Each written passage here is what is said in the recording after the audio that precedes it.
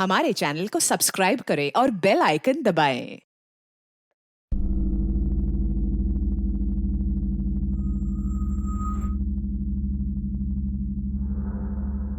Excuse me, मैं doctor Bhuteshwar Vishwakarma ji से मिलना चाहता हूँ। जी कहिए। मैं ही हूँ doctor Bhuteshwar Vishwakarma. Oh sorry sir, मैं आपको पहचान नहीं पाया। मैं जनेंद्र चतुर्वेदी, आपसे अपॉइंटमेंट ली थी मैंने। प्लीज आज ही आप मुझे वो मशीन दिखा दीजिए सर। ये वो इन्वेंशन है जिसकी वजह से आप इतनी दूर से आए। वाह डॉक्टर साहब, देखने में तो बहुत ही अद्भुत मशीन है ये, लेकिन वाकई ये लग बदल सकती है ना? Chaturvedi ji, ARTD certified product है ये, यानी कि American research and technology developers. America के वैज्ञानिकों के अनुसार 90% सक्सेस रेशियो है इसका, यानी कि ये मशीन 90% चांस रखती है किसी का भी लक बदलने का। वो मतलब डॉक्टर साहब अभी भी 10% का डाउट है? नहीं, एक अपग्रेड वर्जन भी है इसका। 99% सक्सेस रेशियो है उसका, बट इंडिया में आने में 2 साल लगेंगे। आप एक काम कीजिए, 2 साल बाद कांटेक्ट कीजिए मुझसे। नहीं डॉक्टर साहब 2 साल बहुत लंबा टाइम हो जाएगा। मैं एक काम करता हूँ ना, मैं इसी मशीन पे चेक कर लेता हूँ। इसके लिए आपको कंप्लीट सरेंडर करना पड़ेगा। हाँ करूँगा। डेमो के लिए कुछ लाए हैं आप? जी। ओके आइए बैठिए आप। आने वाले 2 मिनट के बाद आपकी सारी नेगेटिव एनर्जी नष्ट हो जाएगी। आने वाला टाइम आपके लिए लाइफ चेंजर होगा।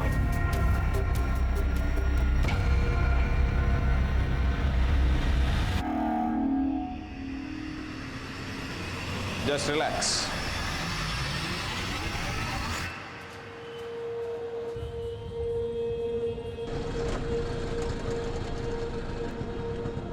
एक लंबे इंतजार के बाद अब मुझे लग रहा है अब मेरी जिंदगी पटरी पकड़ने वाली है।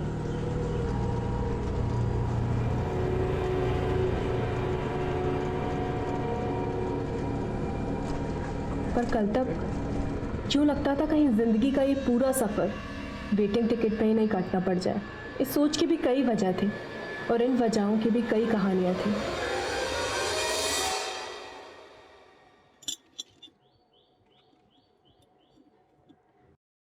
राधिका, आज तुम सूरज को राखी नहीं बांधोगी, इसका मतलब क्या है? देखो सगा भाई है तुम्हारा, और इतना घमंड मत करो तुम। वो भी भगवान का दिया है, तुम्हारे ना कहने से तुम दोनों का रिश्ता खत्म नहीं होता। पापा आपको ना सिर्फ आपका बेटा दिखाई देता है, उसकी करतूतें दिखाई नहीं देती। फरेब करे वो, गुनहगार बने हम। अरे कौन सा फरेब किया है? थोड़ा सा हेरा फेरी कर लिया, जो सारे करते हैं आजकल। पापा कोई छोटा मोटा फरेब नहीं किया है। जिन गरीब बच्चों को हम चैरिटी के नाम पे पढ़ा रहे थे ना, उसके नाम पे एक फर्जी NGO का अकाउंट खोल लिया और गलत तरीकों से सरकारी फंडिंग का भी जुगाड़ कर लिया, और अब देखो अय्याशी कर रहा है। अरे तुम इतना गुरगुराओ मत। देखो, तुम्हारी चैरिटी करने से तुम्हें क्या मिलता है? मन का चैन। और मेरे जुगाड़ करने से तुम्हें क्या मिलेगा? सोने की चैन, तुम्हारी राखी का गिफ्ट। लो। मैं तुम्हारी बेईमानी का भागीदार बनना ही नहीं है। अरे तुम पागल हो क्या? तुम सोना फेंक दिया। ये सोना जो है लक्ष्मी जी का आभूषण होता है, पता है? अरे आप कहाँ जेब में डाल रहे हैं? बाहर निकालिए। राधिका नहीं पहन रही, तुम आपको पहना दीजिए। निकालिए ना। अरे हमारे लिए क्या लाए हो? आपका गिफ्ट आपको बाद में देंगे, पहले अपनी बहन से राखी बंधवा लें। आइए लाइए। लो बहन, बांधो राखी। देखो राखी गई भाड़ में, अब तुम्हें ना हथकड़ी बंधवाएंगे हम। बस करो राधिका, पगला गई हो क्या? हथकड़ी लगाओगे अपने भाई को त्योहार वाले दिन? आफत मत मचाओ। अम्मा देखो, आफत तो उस दिन आएगी जब आपके लाडले बेटे के चक्कर में ना हम सारे बर्बाद हो जाएंगे।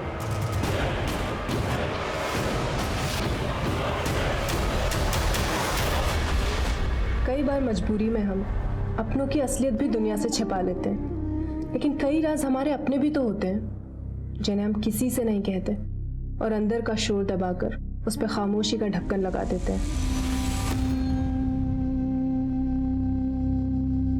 फिर खुद को बिजी रखने का दिखावा करते हैं। हमारी जिंदगी में बहुत कुछ ऐसा होता है जो हमारे बस के बाहर होता है। Radhika, my decision is final. I won't change it now. Sir please समझने की कोशिश कीजिए। इतने सारे लोगों को जॉब से निकाल देंगे तो कहाँ जाएंगे वो लोग? जहाँ जाना है जाएं। मैं अब किसी की कोई मदद नहीं कर सकता।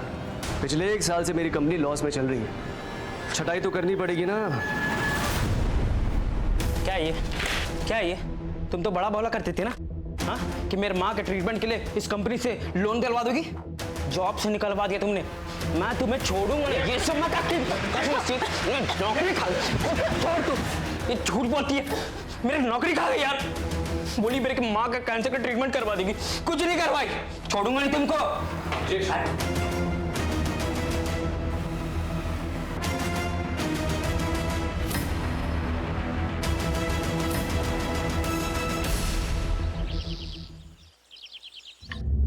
अरे पैसा के पेड़ पे उगता है जो हर 2 महीने के बाद पैसा बढ़ाने को बोल देती है? साहब 2 साल से 3,000 में ही काम कर रहे हैं। राधिका दीदी ने बोला था कि इस महीने से 4,000 देंगे। सुन, ये घर के मालिक जो हम हैं, राधिका नहीं है। सुलक्षणा, तू अंदर जाके काम कर, टेंशन मत ले। जी दीदी। पापा, किसी गरीब की मजबूरी का फायदा उठाते हुए आपको शर्म नहीं आती? इतने कम पैसों में वो कितना काम करती है, और अगर हम जरा सा पैसा बढ़ा देंगे तो क्या बिगड़ जाएगा? वैसे भी उसको तनख्वाह तो हम देते हैं ना। अच्छा, तू अब ये जता रही कि हम भी तेरा दिया हुआ खाते हैं, तो अपने अहंकार में अपने भाई की तरह अपने बाप को भी घर से बाहर निकाल देना। नहीं खाना है हमें तुम्हारा खाना।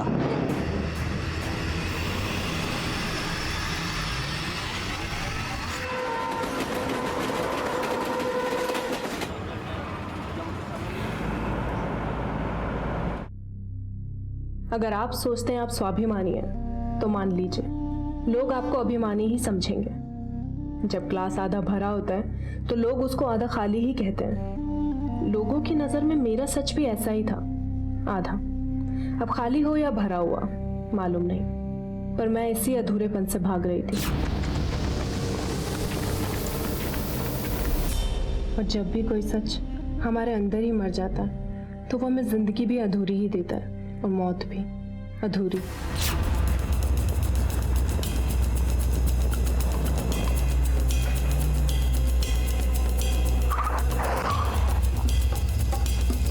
बहुत ही भीतर मर्डर है सर।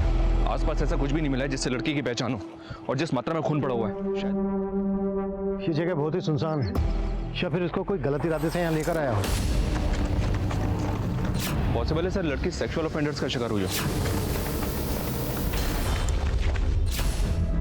लाश की हालत देख के तो यही लग रहा है कि जैसे किसी ने गहरी रंजिश निकाली है इस लड़की से। पत्थर से लड़की का चेहरा बिगाड़ दिया गया ताकि इसकी पहचान ना हो पाए।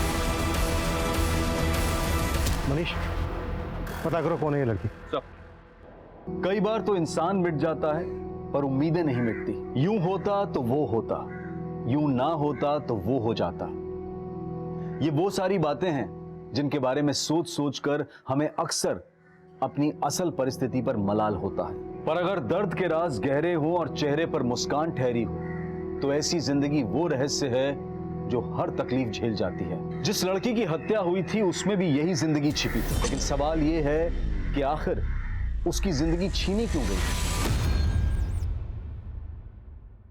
सर पोस्टमार्टम के अकॉर्डिंग लड़की के लोअर एब्डोमेन पे मल्टीपल स्टैबिंग की गई है। रेप के कोई साइन नहीं है, लेकिन उसका यूट्रस पूरी तरह से डैमेज्ड है, और सर लड़की की उंगलियां भी पूरी तरह से डैमेज्ड है, जिसकी वजह से बायोमेट्रिक्स के जरिए उसकी पहचान पता करने में प्रॉब्लम हो रही है।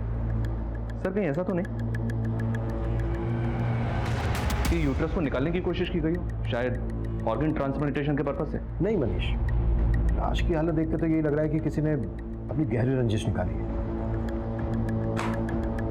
ये काम किसी मानसिक रोगी का भी हो सकता है।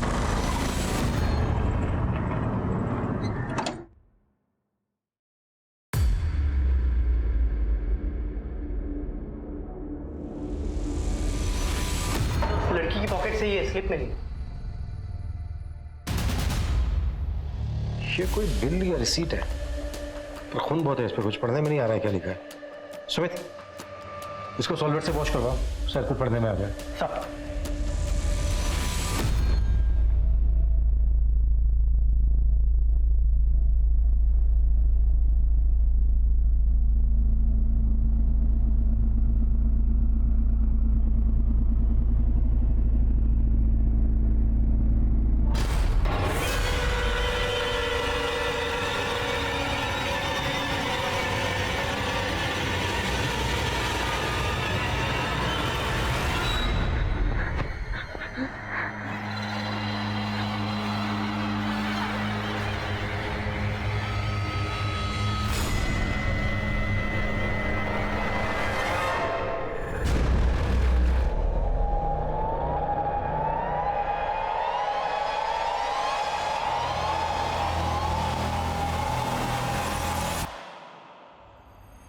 ये लखनऊ के एक यूनिसेक्स सैलून का बिल है। जी सर, इस पर लखनऊ का एड्रेस तो लिखा है, लेकिन सर सैलून का फोन नंबर नहीं है। ये बिल है 24 जुलाई का और पोस्टमार्टम रिपोर्ट के मुताबिक इस लड़की का 25 जुलाई को यहाँ दिल्ली में मर्डर हुआ था। तो क्या मर्डर से एक दिन पहले ये लड़की लखनऊ के इस यूनिसेक्स सैलून में गई थी?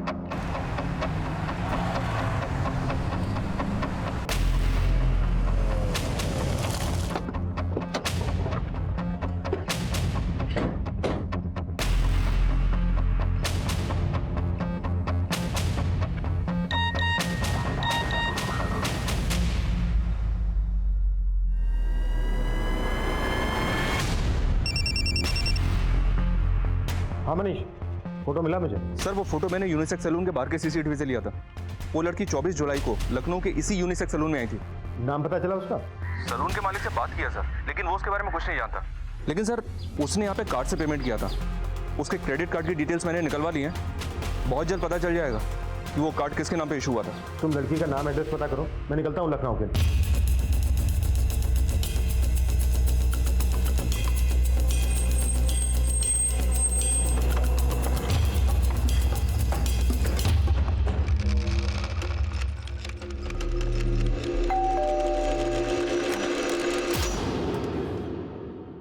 राधिका सिंह यहीं रहती है? हाँ जी, बेटी है हमारी।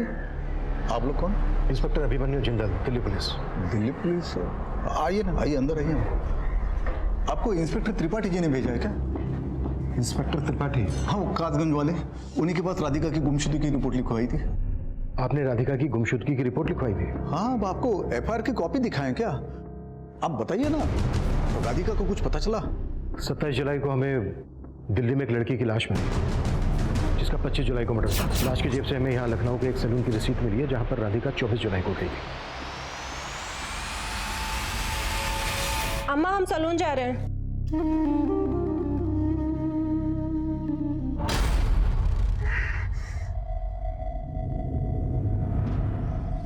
क्या ये राधिका है?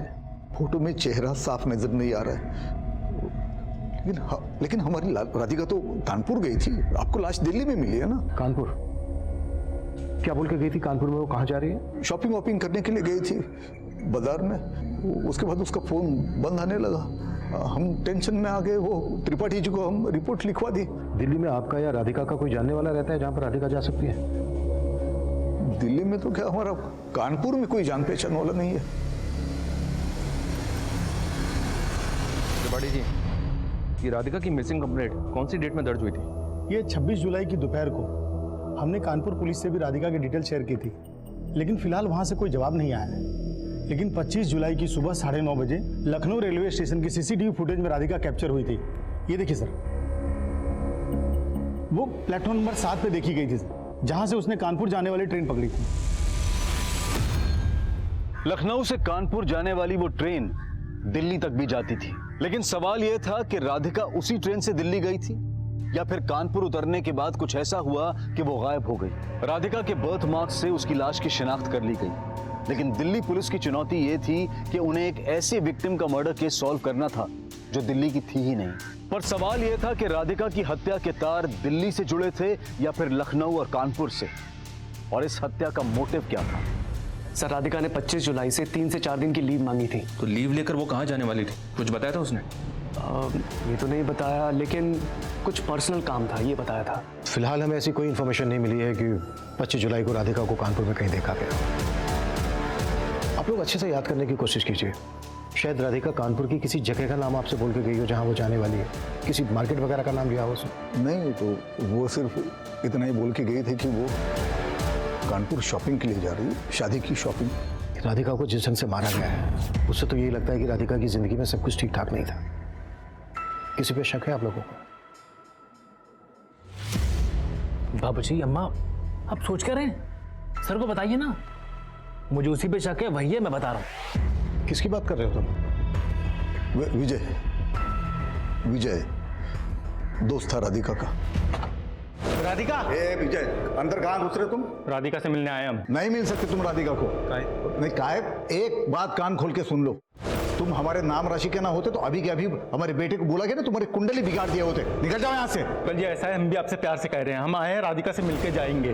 राधिका क्या बात करनी है? हाँ देखो, हमने तुम्हें साफ साफ बोल दिया था पहले ही, हम बद्री जी से शादी कर रहे हैं। हमें पता है तुम हमसे भी प्यार करती हो। बाहर निकलो।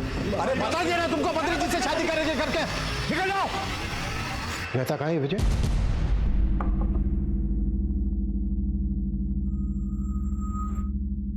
सर, ये रतन तिवारी है, इस इलाके के बहुत बड़े कॉन्ट्रैक्टर। अरे नहीं, बड़े हम नहीं, बड़े डॉक्टर साहब हैं। डॉक्टर साहब, हम आपके सानिध्य में आना चाहते हैं। देखिए, अगर आप ये सोच के आए हैं कि मेरे पास कोई जादू की छड़ी है और पल भर में सब बदल सकता है, तो आप जा सकते हैं। नहीं नहीं, हम अंधविश्वासी नहीं हैं। हाँ, लेकिन आपके विज्ञान का अनुभव करना चाहते हैं डॉक्टर साहब। डेमो के लिए कुछ लाए हैं? जी बिल्कुल।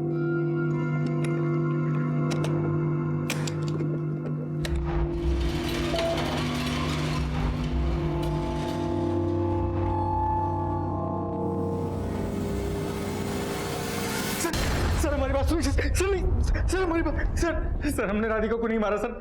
सर राधिका घर वाले झूठ बोल रहे हैं सर। हम प्यार करते थे राधिका को, वो भी हमसे शादी करना चाहती थी। पर राधिका ने तो तेरे साथ अपना रिश्ता तोड़ दिया था। तोड़ दिया था सर, लेकिन हम बचपन से एक दूसरे को चाहते थे। वो अच्छा खासा कमा रही थी, हम जॉबलेस थे, हमारा टेम्परामेंट मैच नहीं होता था।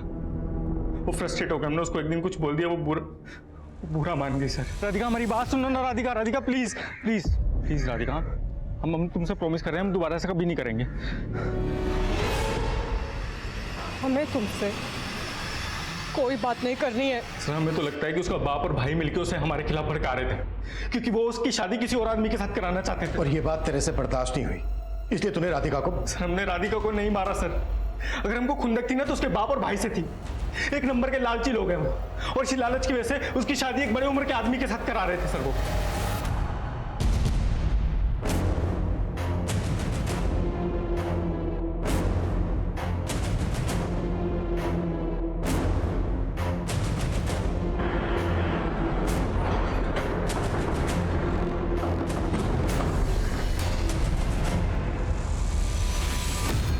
ये आप क्या बोल रहे हैं सर? राधिका का मर्डर कैसे?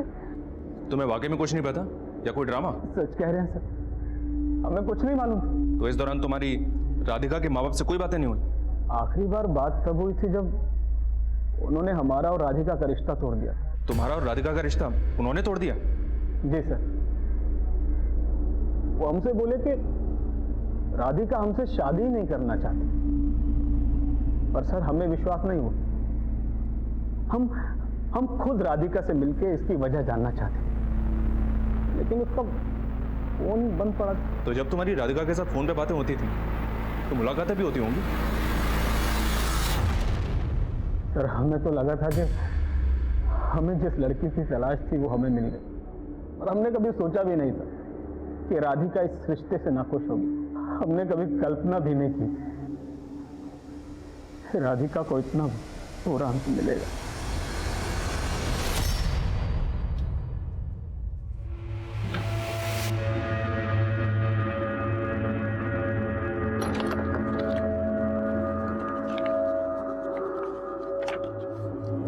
पापा, अब क्या सूझा है आपको? राधिका की अलमारी में क्या ढूंढ रहे हैं आप? वो मेरा एक फाइल है, वो उसे ढूंढ रहा था। तुम क्या कर रहे हो यहाँ पे? जाओ ना, तुम्हारा काम करो ना।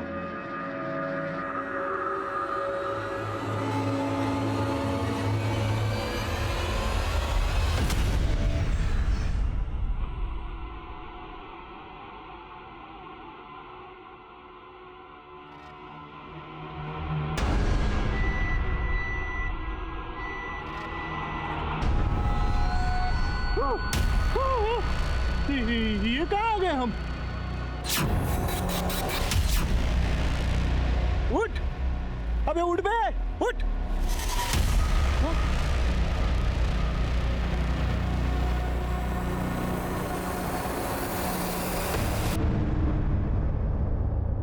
ये लक मशीन हमारा लक बदल रही है नीलू।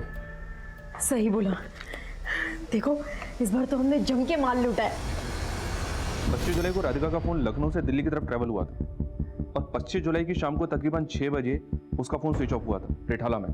और सर यही वो जगह थी। राधिका ने 25 जुलाई को लखनऊ स्टेशन से वेद शक्ति ट्रेन ली, जो कानपुर पहुंचती है 12:10 पर, दिल्ली पहुंचती है 4:45 पर, और उसी शाम 6 बजे रिठाला में उसका फोन स्विच ऑफ हुआ। इस लिहाज से तो सर कोई गुंजाइश नहीं कि राधिका कानपुर में उतरी हो। लेकिन राधिका अपने घर वालों से तो यही कह के गई थी कि वो कानपुर जा रही है, लेकिन गई दिल्ली। तो क्या राधिका ने अपने घर वालों से झूठ बोला था? लेकिन किस मकसद से? क्या राधिका का दिल्ली में कोई जानने वाला हो?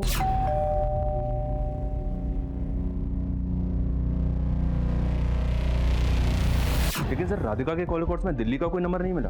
क्राइम सीन का डम डेटा निकलवाओ और चेक करो कि मर्डर वाले दिन कानपुर या दिल्ली का नंबर उस एरिया में कोई एक्टिव था क्या। Okay sir. और एक बात है सर, मैं बद्री से मिला था। उसने बताया कि राधिका के पेरेंट्स ने उसका और राधिका का रिश्ता राधिका की मौत के 5 दिन बाद खत्म कर दिया था, 30 जुलाई को। व्हाट? या सर।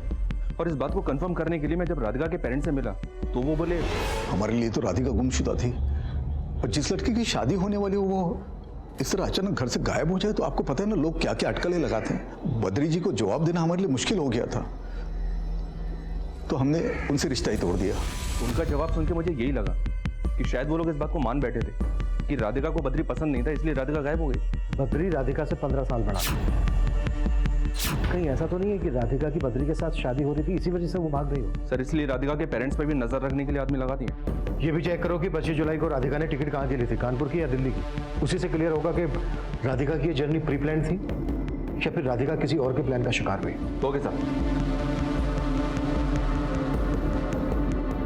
ट्रेन रिजर्वेशन चेक करने के साथ पुलिस दिल्ली रेलवे स्टेशन से लेकर राधिका के मर्डर स्पॉट रिठाला तक के बीच के एरियाज के कई सीसीटीवी स्कैन कर रही थी। ऑटो और टैक्सी चलाने वालों से भी लगातार पूछताछ की जा रही थी। क्राइम सीन के एरिया का डम डाटा निकाला जा रहा था, और वहीं लखनऊ में पुलिस राधिका से जुड़े हर शख्स पर नजर रख रही थी।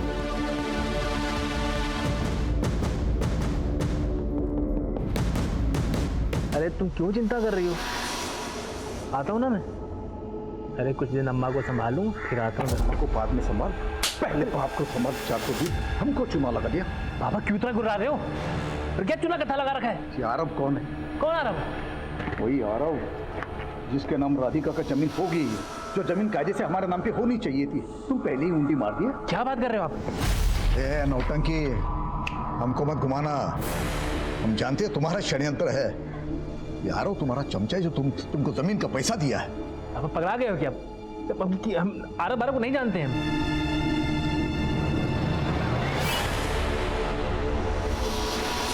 साहब हम पिछले 2 साल से राधिका दीदी के यहाँ काम कर रहे हैं, लेकिन आपने हमें यहाँ।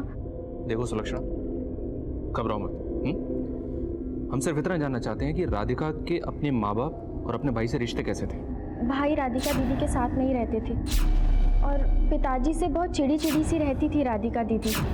अपनी माँ से बहुत प्यार करती थी, इससे ज़्यादा और कुछ नहीं पता हमें साहब। ये राधिका की बद्री से शादी होने वाली थी, तो क्या राधिका इस शादी से खुश थी?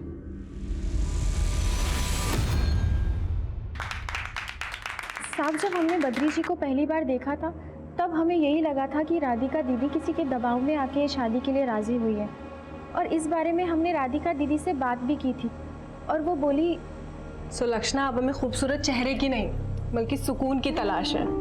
लेकिन दीदी वो आपसे उम्र में बहुत बड़े हैं। बड़े अच्छे इंसान हैं वो, और मुझे यकीन है कि मैं बद्री जी के साथ बहुत खुश रहूंगी। और साहब राधिका दीदी का जवाब सुनकर हम खुद हैरान रह गए।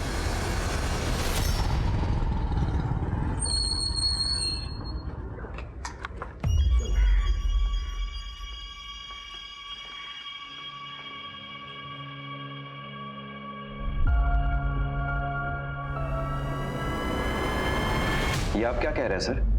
राधिका मेरी कलीग थी, इसलिए वो मेरे साथ फोन पर बात किया करती थी। राधिका ने दिल्ली के लिए ट्रेन पकड़ने से पहले भी तुम्हें फोन किया था? सर ऑफिस का एक पेंडिंग काम आ गया था, वो याद दिलाने के लिए उसने मुझे फोन किया था। तो राधिका रोज तुम्हें रात को 10-10 बजे ऑफिस का पेंडिंग काम याद दिलाने के लिए फोन किया करती थी? सर आप गलत समझ रहे हैं। सर मैं राधिका को अपनी बहन मानता था। मेरी वाइफ भी मेरे साथ आई है, चाहो तो आप उनसे पूछ लीजिए। अच्छा, राधिका तुम्हारी बहन जैसी थी। राधिका ने कभी तुम्हें इस तरह का हिंट दिया जो उसकी हत्या की वजह हो सके? करीब 1 महीने पहले हमारे बॉस ने हमारे स्टाफ के कई लोगों की छटनी कर दी थी सर। राधिका एचआर में थी, उसी ने सभी लोगों को न्यूज़ दी थी। उसके बाद ऑफिस में बड़ा बवाल हुआ था। क्या ये तुम तो बड़ा बोला करते थे ना, हाँ, कि मेरे माँ के ट्रीटमेंट के लिए इस कंपनी से लोन दिलवा दोगी। जॉब से निकलवा दिया तुमने, मैं तुम्हें छोड़ूंगा नहीं। ये सब मत नौकरी खा झूठ बोलती है। सर जॉब से तो बॉस ने निकाला था, लेकिन तकलीफें राधिका को झेलनी पड़ी थी। तो तुम कहना चाह रहे हो कि राधिका का हत्यारा उन्हीं एम्प्लॉयज में से कोई है जिनको राधिका ने जॉब से निकाला था? नहीं सर, ये तो नहीं कह सकता, लेकिन जॉब जाने के बाद सबसे ज्यादा परेशानी ब्रिजेश और श्यामलाल को हुई थी। ब्रिजेश और श्यामलाल। सलाम सर। हाँ सलाम, बोल क्या खबर है? राधिका के प्रेमी विजय की खबर है। एक नंबर का लड़की बारे साहब, बाराबंकी में संगम लॉज है, वहाँ आए दिन नई नई लड़कियाँ लेकर जाता है। वो लॉज वाला तो बता रहा था कि ये सिलसिला बहुत सालों से चला आ रहा है। चल ठीक है, इस वजह पे नजर गड़ा के रख। पुलिस लखनऊ में राधिका से जुड़े हर इंसान को खंगाल रही थी, लेकिन राधिका के दिल्ली जाने का राज अब भी दूर नजर आ रहा था। 2 मिनट में सारी नेगेटिव एनर्जी नष्ट हो जाएगी। आने वाला टाइम आपके लिए लाइफ चेंजर होगा।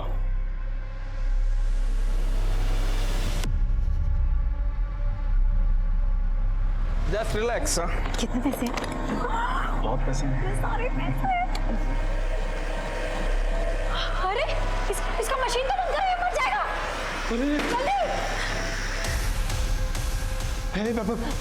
हेलो, हे भाई साहब, मर गया है। मर गया सर। हमने कुछ नहीं किया सर। सर क्या हमको बार बार उठा लाते हैं सर आप लोग? अभी तो उठा उठा के कुटेंगे भी अगर तूने सच नहीं बोला तो। सर सब कुछ तो बता दिया आपको। सब कुछ, लेकिन तूने ये 3,40,000 रुपए का हिसाब नहीं किया अभी तक, जो राधिका के अकाउंट से तेरे अकाउंट में ट्रांसफर हो रहे थे किश्तों में। कभी 20,000, कभी 30,000 और एक बार तो सीधा 1.5 लाख।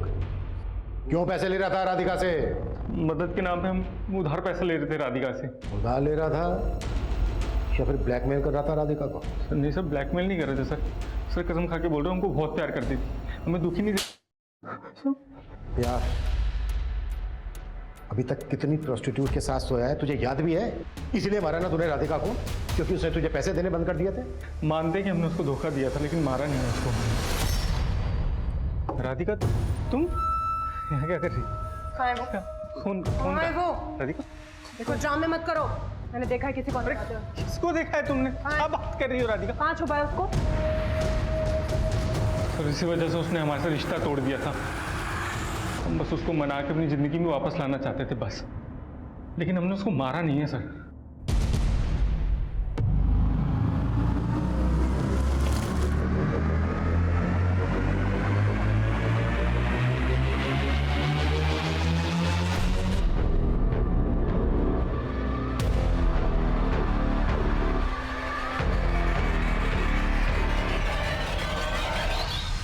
आरव? जी सर। सर राधिका की जमीन आरव के नाम हो गई है, वो जमीन जो दादाजी ने राधिका के नाम करी थी। हमें तो इसमें राधिका के वकील का कोई झोल लग रहा है। नाम क्या वकील का? सत्येंद्र मिश्रा। वो तो ये भी बताने के लिए तैयार नहीं कि आरव है कौन। सुमित वकील की डिटेल ले लो इनसे, जाके मिलो और पता करो आरव कौन है। राधिका की जिंदगी की कई ऐसी परतें थी जिनके कई चैप्टर्स थे, और आरव भी एक ऐसा ही सीक्रेट चैप्टर नजर आ रहा था जिसके बारे में कुछ साफ नहीं था। राधिका के घर वाले आरव को राधिका का कोई धोखेबाज प्रेमी मान रहे थे, जिसके चक्कर में राधिका ने अपनी जमीन भी उसके नाम कर दी थी। पर सच सबको चौंकाने वाला था, लेकिन ये राज भी अब तक कायम था कि 25 जुलाई की शाम को राधिका दिल्ली कैसे पहुंची। धीरज भाटिया, तू तो कह रहा था तुझे पता ही नहीं है राधिका दिल्ली गई थी, जबकि राधिका की ट्रेन टिकट तेरे बुकिंग आईडी से हुई है, गोमजी 124। किराए आईडी है ना? हाँ सर, वो राधिका मुझसे टिकट जरूर बुक करवाती थी, लेकिन मैंने कुछ नहीं किया है सर। कुछ नहीं किया तो ये बात तूने हमसे पहले क्यों नहीं बताई? मैं डर गया था सर। देख, अब कुछ भी मत छुपाना हमसे और ना ही झूठ बोलना। राधिका दिल्ली में कहाँ गई थी? वो रिठाला। रिठाला? वहीं राधिका का मर्डर हुआ था। देखिए सर, मुझे इसके बारे में कुछ नहीं मालूम। राधिका अक्सर रिठाला जाया करती थी। क्यों जाया करती थी? नहीं पता सर। रिठाला में किससे मिलने जाती थी? पिंकी छाबरा से। ये पकड़ तुम। हाँ सुमित। सर मैं उस लॉयर सत्येंद्र मिश्रा से मिला। वो बता ही नहीं रहा है कि आरव कौन है। बोल रहा है कि जब तक हम लोग कोर्ट के ऑर्डर नहीं लाएंगे वो हमें कोई भी स्टेटमेंट नहीं देगा। कोर्ट?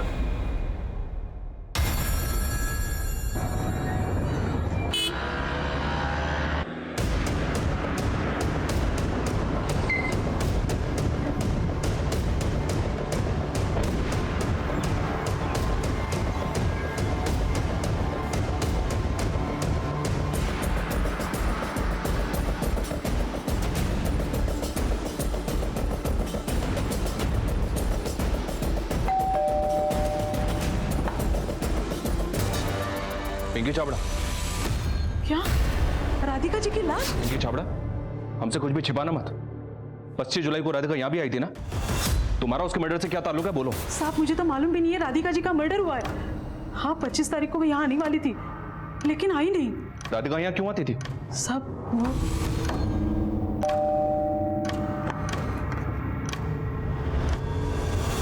आरव कैसा है पिंकी जी? एकदम मस्त है। आरव देखो कौन है आपसे मिलने। आरव की मम्मा आ गई आरव के पास। तू इस बच्चे का नाम आरव है और ये राधिका का बेटा है? जी साहब। राधिका को तुम कैसे जानती हो और इस बच्चे का बाप कौन है?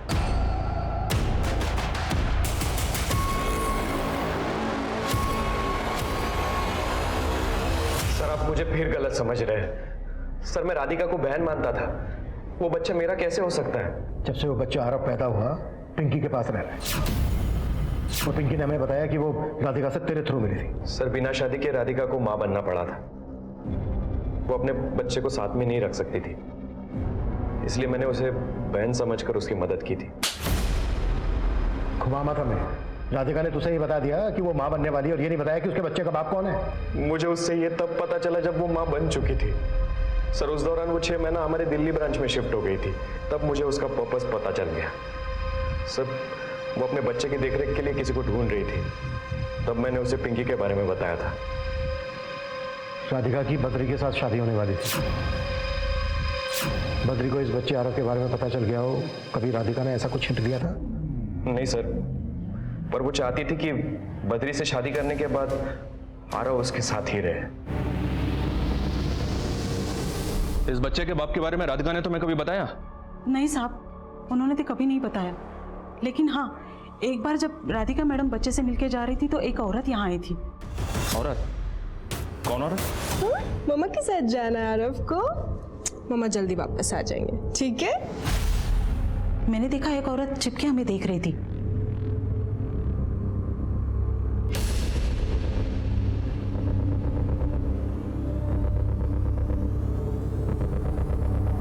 राधिका मैडम जाने के बाद वो यहाँ आई और राधिका मैडम और बच्चे के बारे में पूछने लगी। वो औरत थी कौन? पता नहीं साहब। उस औरत का स्केच बनवा सकती हो? जी साहब। वो औरत कौन है जो राधिका के बारे में जानकारी ले रही थी? उसको अभी तक कुछ पता नहीं चला था। और ना ही पिंकी ये बता रही है कि आरव का पिता कौन है। वो औरत राधिका के मर्डर के पीछे हो सकती है। धीरज ने हमें बताया था राधिका ने दिल्ली अपना ट्रांसफर करवाकर अपने बच्चे की डिलीवरी की। एक काम करो, दिल्ली के सारे क्लिनिक्स हॉस्पिटल छान मारो, वहां से हमें जरूर कोई ना कोई लीड मिलेगी।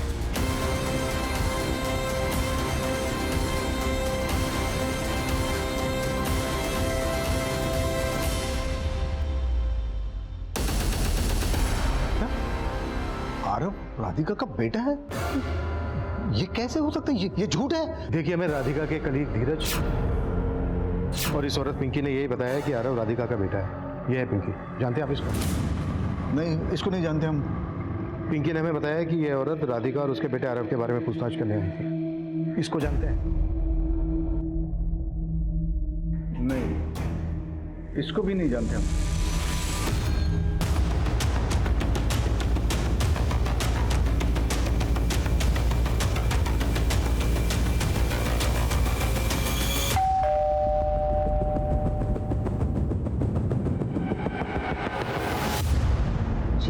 हमें बद्रीनाथ जी से मिलना है। आप? मैं उसकी माँ हूँ शकुंतला। क्या? एक बेटा है? जी। अच्छा, इस औरत को जानते हैं आप? हमें शक है कि राधिका के मर्डर में इस औरत का हाथ हो सकता है। नहीं सर, हम नहीं जानते। बद्रीनाथ जी, राधिका के कलीग धीरज ने हमें बताया था कि राधिका आपसे शादी करने के बाद अपने बच्चे आरव को आप ही के साथ रखना चाहती थी, अडॉप्ट करके। क्या ये सही है? हमारी हमेशा से एक विश थी कि हम शादी के बाद एक अनाथ बच्चे को अडॉप्ट करें और उसे माँ का प्यार दें। क्या आप हमारी ये विश पूरी करेंगे? हाँ सर, हमने तब राधिका को कह दिया था कि हम शादी के बाद कोई अनाथ बच्चा अडॉप्ट कर लें, लेकिन सर हमें बिल्कुल भी अंदाजा नहीं था कि उसका कोई अपना बच्चा था।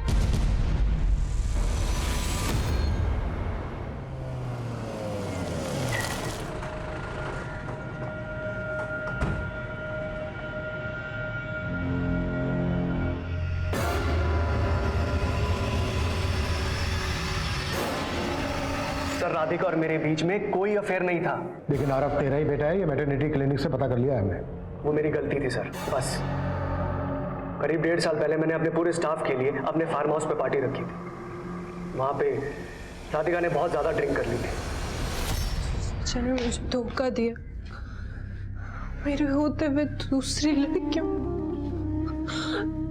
आराम से। दूसरी लड़कियों। Radhika, it's okay. संभालो अपने आप को, इतना ज्यादा सोचने की जरूरत नहीं है। वो कर सकता है, मैं क्यों नहीं? सर, उस दिन राधिका इमोशनली ब्रोकन थी। हम दोनों ड्रंक थे इसीलिए। लेकिन सर, अगले दिन हम दोनों ने डिसाइड किया था कि हम उस रात को हमेशा के लिए भूल जाएंगे। फिर 1 हफ्ते के बाद राधिका मेरे पास आती है और मुझे बताती है कि वो प्रेग्नेंट है। राधिका, हमने मिलकर डिसाइड किया था ना। एक काम करो, तुम अबॉर्शन करा लो। नहीं सर, मैं इस बच्चे को जन्म देना चाहती हूँ। राधिका, यू नो ना, आई एम मैरिड।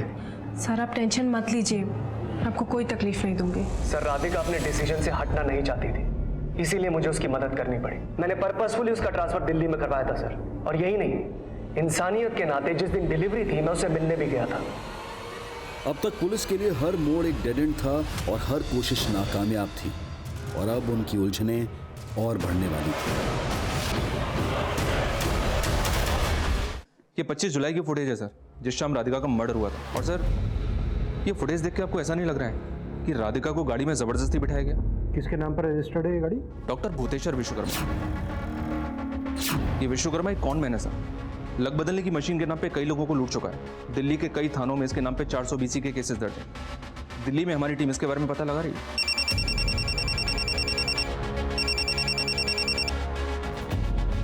बोलिए बद्रीनाथ जी। जी, उस दिन मैं ही राधिका का पीछा कर रही थी। उस वक्त मैं भी दिल्ली में ही थी, अपनी भांजी से मिलने गई थी, और उसी सोसाइटी में मैंने राधिका को देखा। इसलिए मैं उसके बारे में पूछताछ करने के लिए वहाँ गई। पर सर, मेरी माँ ने सिर्फ उत्सुकता में राधिका का पीछा किया था, उसकी हत्या में इनका कोई हाथ नहीं।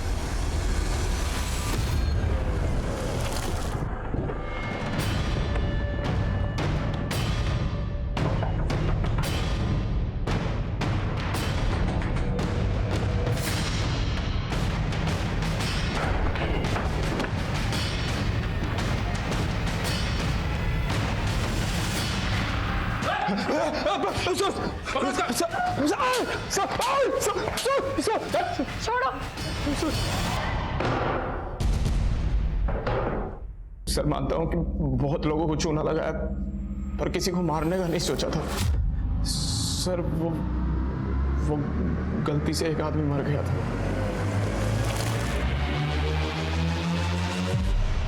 किसी ने लाश डंप करते हुए हमारा वीडियो बना लिया था, फिर उस आदमी ने हमें धमकी दी। हेलो सुन, अगर तू चाहता है कि ये वीडियो पुलिस के हाथ ना लगे तो एक काम करना होगा। सर, उसने हमें ब्लैकमेल किया सर, इसलिए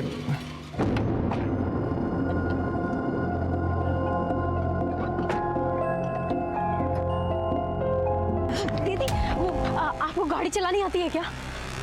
हाँ, क्या हुआ? वो मेरे हस्बैंड को हार्ट अटैक आया है। चलिए मैं देखती हूँ। भाई साहब, आप ठीक है ना भाई साहब?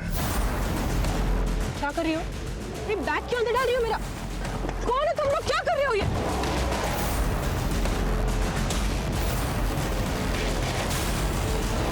अरे रुक! पकड़ इसको, पकड़ पकड़।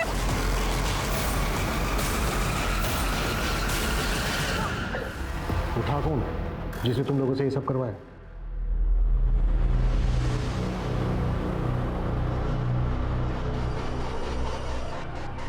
ये तो हम सोच ही नहीं पाए कि जिन जड़ों को हम इतना दूर दूर तलाश रहे थे वो जड़ें तो हमारे इतने करीब थी।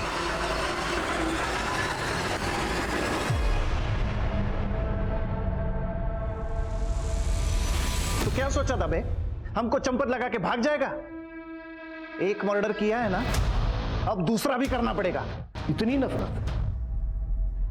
ऐसा भी क्या बिगाड़ा था राधिका ने तुम दोनों का? उसने हमसे हमारा पति छीन लिया था। आए दिन धीरज उसके साथ फोन पर ही चिपके रहते थे। हेलो, हाँ राधिका, हाँ तुम्हारी दिल्ली की 25 जुलाई की टिकट बुक करवा दी है। अरे अरे थैंक यू किस बात का, तुम भी ना। चलो टेक केयर, बाय। और फिर पता चला कि दिल्ली में उनका बच्चा भी पल रहा था। रतन भैया को बताए हम, इनका भी खून खौला और निकाल ली हमने भड़ास। अब मेरी सुनो तुम दोनों। धीरज राधिका को सच में अपनी बहन मानता था और वो बच्चा धीरज का नहीं किसी और का था। अब तुम अपने हाथ से ना जेल में निकल जाएगी भड़ास। शक वो बला है जो अगर दूर ना हो तो इंसान की सोचने समझने की शक्ति क्षीण हो जाती है और अच्छे अच्छे इसकी वजह से तबाह हो जाते हैं। राधिका ने जिंदगी में कई धोखे खाए, कई तकलीफें सहकर भी उसने अपने बच्चे के भविष्य के लिए एक लंबी तपस्या की। ये उसका साहस ही था कि उसने शादी किए बिना भी अपने बच्चे को जन्म दिया। लेकिन ये सच अपने माता पिता को बताने का साहस वो नहीं कर पाई। लेकिन उसके इस डर के दोषी उसके माता पिता भी हैं, क्योंकि अगर उन्होंने राधिका को समझने की जरा सी भी कोशिश की होती तो शायद राधिका का ये अंजाम नहीं होता। इसलिए बेहद जरूरी है कि हम अपने परिवार में एक ऐसा माहौल बनाने की कोशिश करें जहां हमारी जिंदगी एक राज ना बन जाए, सब एक दूसरे से अपने दिल की बात खुलकर कह पाएं। नमस्कार, मैं हूं साहिल जोशी। मैं आपके सामने लेकर आ रहा हूं क्राइम पेट्रोल सतर्क में कुछ ऐसे अनसुने और अनदेखे केसेस जो मुझे लगता है कि आप दर्शकों तक पहुंचना बेहद जरूरी है। टेक्नोलॉजी का मूल मंत्र यानी प्राइमरी ऑब्जेक्टिव हमारी जिंदगी को आसान करना था, जिंदगी की छोटी छोटी परेशानियों को हल करना था। लेकिन देखते ही देखते वो हमारी लाइफ का हिस्सा बन चुकी है। इतना ही नहीं तो हमारे लाइफ को कंट्रोल भी करने लगी है। जैसे मानो टेक्नोलॉजी ने हमारे जिंदगी जीने का डीएनए ही बदल दिया है। बिल्कुल इसी तरह वक्त के साथ क्राइम और क्रिमिनल की रूपरेखा भी बदल गई। लेकिन आज जिस क्राइम की कहानी मैं आपको बताने जा रहा हूं उसने हिंदुस्तान की क्राइम की हिस्ट्री में एक ऐसे अपराध को जन्म दिया है जिसने क्राइम करने के तरीके को ही बदल दिया, या यूं कहे हिंदुस्तान की क्राइम के डीएनए को ही बदल दिया है।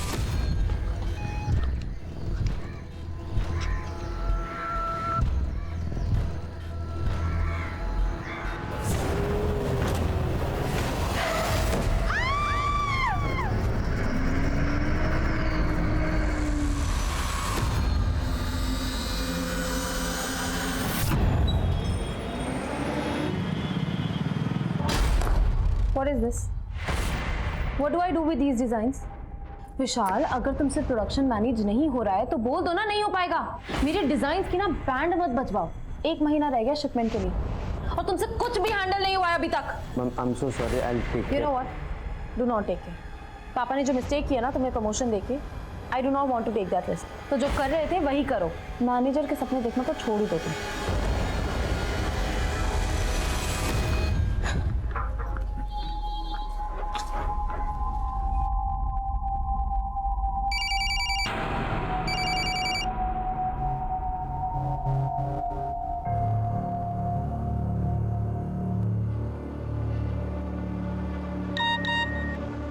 शोएब प्लीज मेरा फोन पिकअप करो, अर्जेंट है। हेलो शोएब, अब मेरी याद कैसे आ गई तुम्हें? आई नो पापा ने तुम्हारे साथ ठीक नहीं किया है, बट मैं तुम्हें कंपनी में वापस बुलाना चाहती हूँ। कंपनी को तुम्हारी ज़रूरत है। ओह, तो मतलब सिर्फ अपनी कंपनी के लिए बुला रही हो? हाँ, अगर मैं ये कहूँ कि मुझे भी तुम्हारी ज़रूरत है तो? ठीक है, तुम मुझसे शादी करोगी?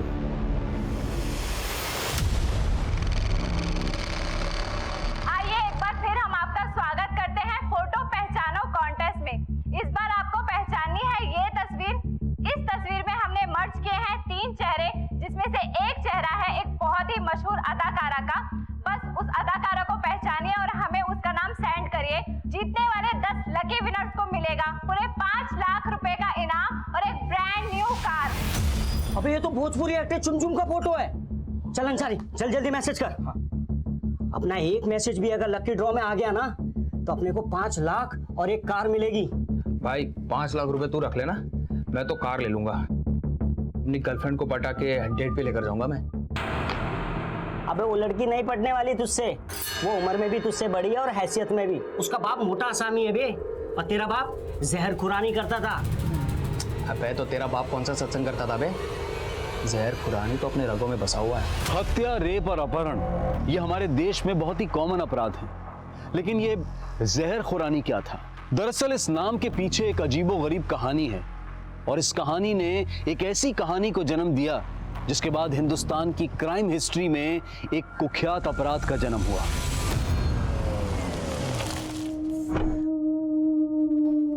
आपको पता है मैंने आज इटली के एक क्लाइंट से 40 करोड़ का ऑर्डर लिया है। I am really proud of you बेटा।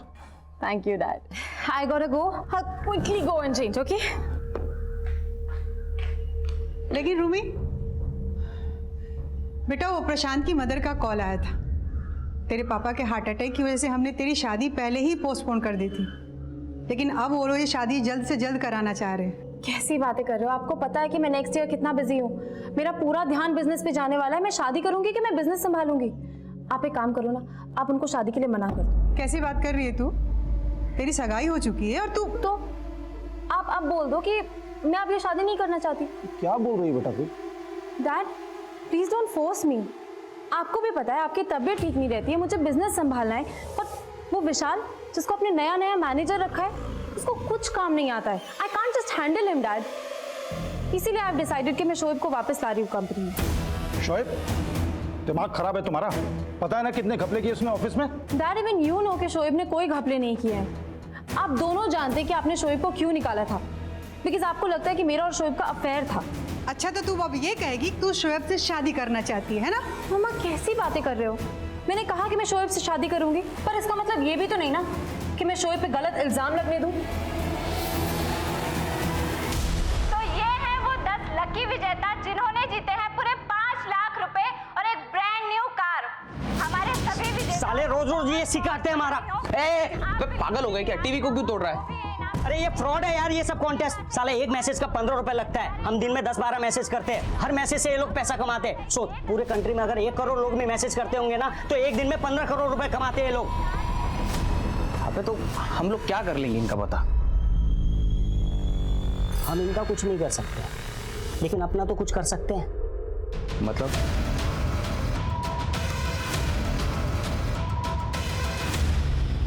Shoaib, what I was saying कि तुम ऑफिस ही आ जाओ ना, वहीं पे बात कर लेंगे बैठ के। रूमी, ऑफिस अब रोजाना मिलना है ना? एक काम करते ना, बाहर कहीं मिलते हैं।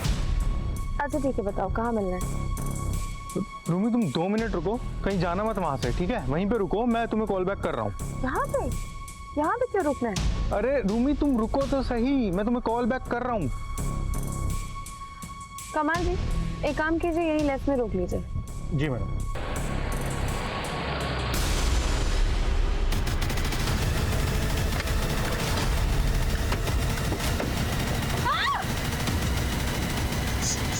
चले गाड़ी चला, चल चल चल चला। चुप।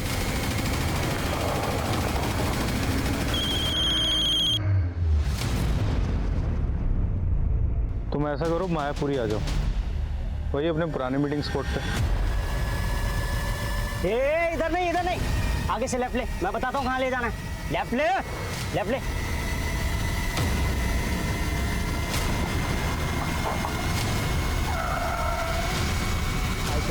सर, रूमी मैडम का एक बायर के साथ 3 बजे मीटिंग था, लेकिन वो अभी तक ऑफिस ही नहीं पहुंची हैं। लेकिन वो तो सुबह ही चली गई है।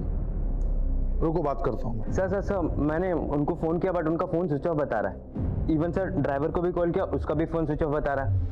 क्या दोनों का फ़ोन बंद है?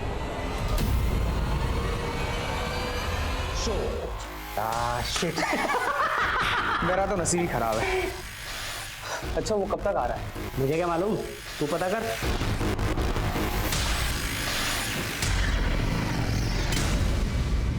आपकी बेटी सुबह घर से कितने बजे निकली थी? सुबह 10 बजे, और 3 बजे मुझे मालूम पड़ा कि आज ऑफिस ही नहीं पहुंची वो। पिछले 6 घंटे से मैं अपनी बेटी और ड्राइवर को ढूंढने की कोशिश कर रहा हूँ, लेकिन कहीं कुछ पता नहीं चल रहा है। आप अपने बेटी और ड्राइवर का नंबर हमें दे दीजिए, हम पता करते हैं। और हाँ, आपकी बेटी की गाड़ी का नंबर भी।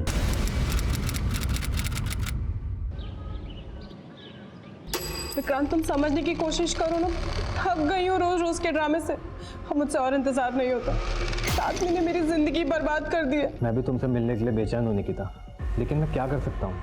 जब तक तुम्हारा डिवोर्स नहीं हो जाता, हम दोनों चाह के भी एक दूसरे के नहीं हो सकते। लेकिन मैं तुम्हें अपना मान चुकी हूँ।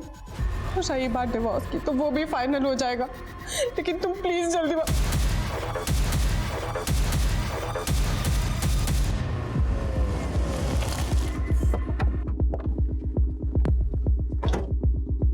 आपके ड्राइवर और रूमी के फ़ोन महिपालपुर में एक साथ बंद हुए थे, लेकिन ये इलाका आपके घर या ऑफिस के रूट पे नहीं आता। तो कहीं ऐसा तो नहीं कि रूमी किसी दोस्त या रिश्तेदार से मिलने गई हो? नहीं, उसकी ऑफिस में एक इम्पोर्टेंट मीटिंग थी, वो कहीं और जा ही नहीं सकती है। रूमी को आखिरी कॉल किसी शोएब नाम के लड़के ने की थी। आप जानते हैं किसी शोएब को? सब शोएब मेरी बेटी को बहका रहा था, और उसके बहकावे में आकर मेरी बेटी उसे दोबारा जॉब पे रखना चाहती थी। मम्मा कैसी बातें कर रहे हो?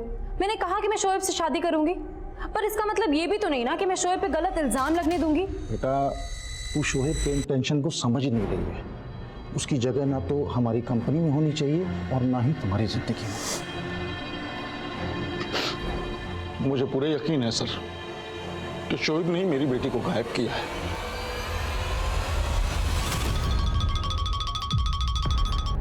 हेलो, निकिता राठौड़ जी बोलिए।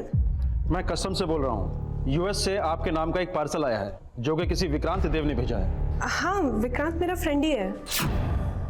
आपको मालूम है कि उसमें उसने 15 लाख की ज्वेलरी भेजी है आपको? 15 लाख की ज्वेलरी? हाँ, इतना सोना पार्सल करना गलत है, एक ऑफेंस है। लेकिन सर वो 2 घंटे के अंदर अगर आप जयपुर एयरपोर्ट नहीं पहुंचे तो स्मगलिंग चार्ज में आपके खिलाफ अरेस्ट वारंट इशू हो जाएगा। लेकिन सर, हेलो,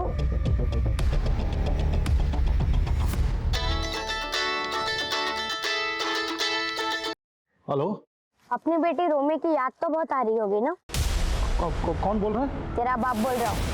अगर अपनी बेटी को सही सलामत देखना चाहता है तो 7 करोड़ रुपए का इंतजाम कर। और हाँ, अगर पुलिस को तूने कुछ भी बताया ना तो अपनी बेटी को कभी देख नहीं पाएगा। नहीं, ऐसा कुछ मत करना तुम लोग। तुम जो बोलोगे करूंगा मैं। बस एक बार मेरी बात करा दो मेरी बेटी से। अबे, उसको मैं जेब में लेके नहीं घूम रहा हूँ, उसको एमपी पहुंचा दिया है। एमपी? सुनो, तुम ये सब शोएब के कहने पे कर रहे हो ना? देखो मेरी। ओए, अपना दिमाग लगाना बंद कर और पैसों का इंतजाम कर, और पैसे कहाँ लाने हैं वो मैं बताऊंगा, समझा? हेलो,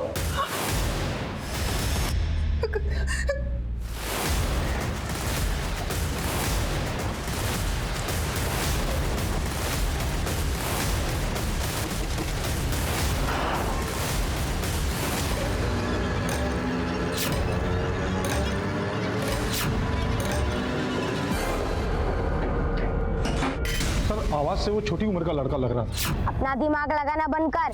छोटी उम्र का लड़का? हाँ सर, बोल रहा था कि वो लोग रूमी को एमपी ले गए, पर जरूर ये शोएब का काम है। कॉल किस नंबर से किया था? तो ये देखिए सर, अलग अलग नंबर से 2 बार कॉल आया। एक बार सुबह 9 बजे और सुबह 9 बजे। आपको सुबह 9 बजे कॉल किया और आप हमें अब बता रहे हैं 7 घंटे बाद? सर, उसने धमकी दी थी कि वो रूमी को, तो डर गया था सर मैं। अब जब दोबारा कॉल आया तो मुझे लगा आपको। दोबारा कितने बजे कॉल आया? अभी 4 बजे। पैसों का इंतजाम कर लिया? हाँ, लेकिन मेरी एक बार रूमी से बात तो करा दो। अबे, क्या रोमी रोमी लगा के रखा है? बोला ना कोई बात नहीं होगी। तो 7 करोड़ रुपए जल्दी पटना लेकर आ जा। पहले बोल रहे थे कि एमपी ले गए, फिर बोलने लगे पटना ले गए। ठीक है, हम पता करते हैं कि दोनों कॉल आपको कहाँ से किए गए थे। ठीक है सर, लेकिन आप लोग जल्दी कीजिए, पिछले 24 घंटे से रूमी उन लोगों के पास है। आप फिक्र मत कीजिए, हम कुछ करते हैं। 1.5 लाख है। 1.5 लाख? अरे लाखों की पॉलिसी है मामी के नाम, आप हमें 1.5 लाख रुपए में टरका रहे हो। अब तक करोड़ों की आसामी दे दी तुम दोनों को। उस लड़की के बाप से करोड़ों रुपए ले सकते हो तुम दोनों यार। हमने अगर फिरौती मांग ली ना तो बहुत बुरे फंस जाएंगे हम लोग। उसके साथ जो चाहे वो कर लेना, लेकिन जिंदा मत छोड़ना बस।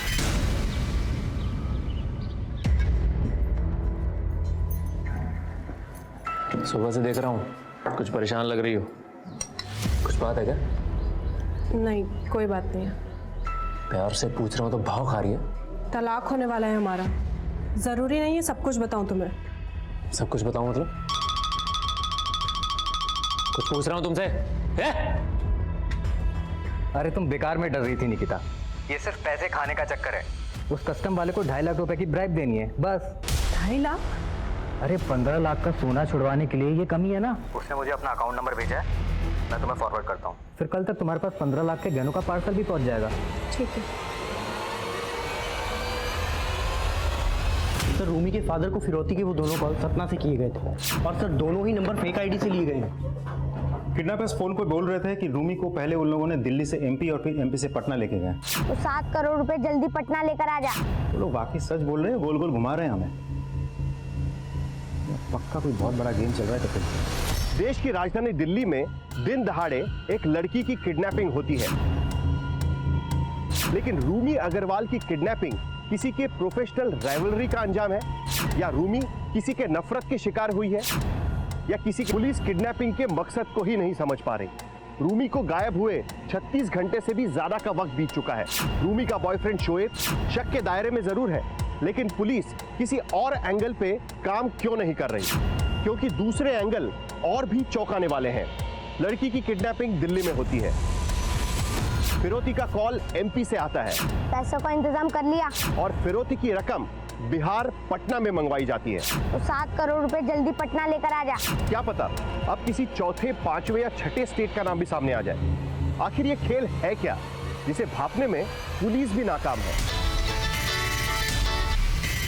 हेलो जी सर, शोएब बात कर रहा हूँ। तूने अपनी औकात दिखाई दी ना, बोल क्या चाहिए तुझे, लेकिन मेरी बेटी को कुछ हुआ ना तो मैं तुझे। देखिए रूमी को कुछ नहीं होगा। देख, मैं पुलिस से भी तुझे बचा दूंगा और 7 की जगह 10 करोड़ दूंगा। तू बस सही सलामत मेरी बेटी को मेरे घर छोड़ दे। ये देखिए सर, इस नंबर से शोएब ने मुझे कॉल किया था। वो बोल रहा था कि उसने रूमी को गायब नहीं किया, लेकिन झूठ बोल रहा है सर। मुझे पूरा यकीन है इसमें कोई चाल है उसकी, और वो जो 2 बच्चे ने फोन किए थे ना, इसी ने करवाए थे सर। हम कुछ करते हैं, आप शांति रखिए। जो करना है जल्दी कीजिए सर, मेरी बेटी पता नहीं किस साल में होगी।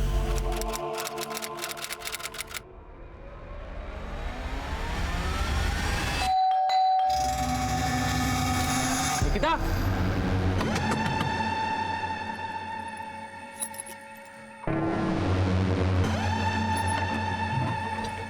एक कम उम्र की शादीशुदा लड़की निकिता राठौर अपने ही घर में आत्महत्या कर लेती है, लेकिन क्या इतनी सी दलील काफी है सुशांत को शक के दायरे से बाहर करने के लिए? आमतौर पर मानसिक अवसाद से गुजरने वाला इंसान जब बिल्कुल अकेला पड़ जाता है तब माना जाता है कि वो शायद आत्महत्या का रास्ता अपना लेता है, लेकिन यहाँ तो सुशांत निकिता के साथ उसी घर में रह रहा था। क्या फिर भी सुशांत को निकिता की परेशानी नजर नहीं आई? क्या किसी टूटते रिश्ते में आपस में 2 टूक बात करने की गुंजाइश भी खत्म हो जाती है?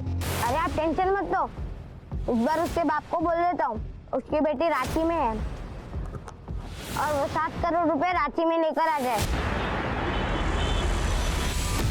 ये जर्मन कॉल सेंटर जर्मनी से नहीं, इंडिया में से कहीं से ऑपरेट किया जा रहा है, और ये कॉलर कई मॉलवेयर रूट जंप करते हुए जर्मन सिटीजन्स को कॉल करते हैं। हमें इन कॉलर्स को ट्रेस करना है। मिनिस्ट्री से प्रेशर है, I need result, we have to do it fast, understand?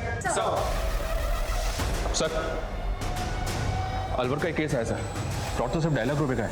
2.5 lakh? 2 घंटे के अंदर अगर आप जयपुर एयरपोर्ट नहीं पहुंचे तो स्मगलिंग चार्ज में आपके खिलाफ अरेस्ट वारंट इशू हो जाएगा। अगर किसी की जान गई है तो मायने पैसा नहीं रखते, जिंदगी रखती है। केस क्या है? अलवर पुलिस ने इनिशियल इन्वेस्टिगेशन की है, ये उसकी रिपोर्ट है।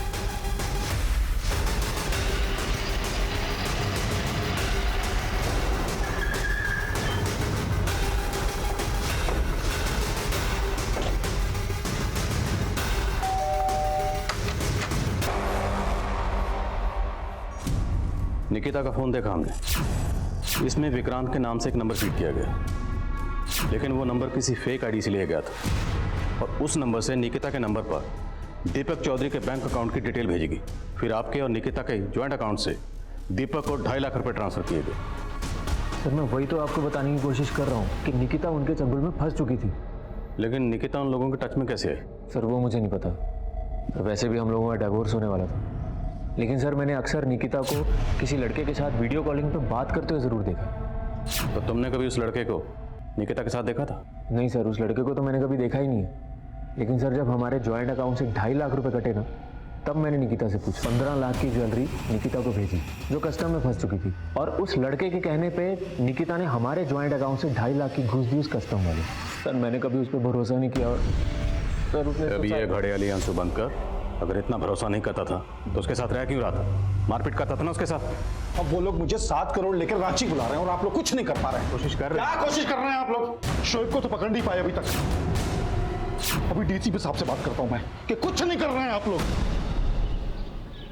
सर, दीपक चौधरी का बैंक अकाउंट 5 साल पहले ओपन हुआ था और मैं इस ब्रांच में 3 साल पहले से। मेरे रहते तो कभी दीपक ने यहाँ विजिट नहीं किया। उसकी सारी ट्रांजैक्शंस नेट और मोबाइल बैंकिंग थ्रू होती। लेकिन इसके अकाउंट के साथ जो लिंक्ड मोबाइल नंबर है वो अब बंद है, और जो एड्रेस दी है वहाँ पे ये रहता नहीं, और बंदे के अकाउंट से लाखों का ट्रांजैक्शन होता है। ऑक्यूपेशन क्या मेंशन किया इसने? Self employed service provider. बस सर यही डिटेल्स है इसमें। अब अगर इसका अकाउंट फ्रीज किया तो ये अलर्ट हो जाएगा। ट्रांजैक्शन करता रहेगा तो इस तक पहुँचने का सोर्स मिल सकता है। शास्त्री जी, अब प्लीज़ मेरे लिए काम करिए। किसी भी बहाने से इस दीपक को एक बार ब्रांच में बुला लीजिए। जी सर, मैं समझ गया। सर मैंने जयपुर एयरपोर्ट पे पता करवाया, पर वहाँ दीपक चौधरी नाम का कोई भी कस्टम ऑफिसर नहीं है। ये दीपक चौधरी बहुत पहुंची हुई चीज़ है, और विक्रांत ये भी इससे कनेक्टेड हो सकता है। हमें पता करना है कि निकिता इनके टच में कैसे आई, कैसे इन लोगों ने निकिता को ट्रैप किया। निकिता का सोशल मीडिया अकाउंट खंगालो। Yes sir.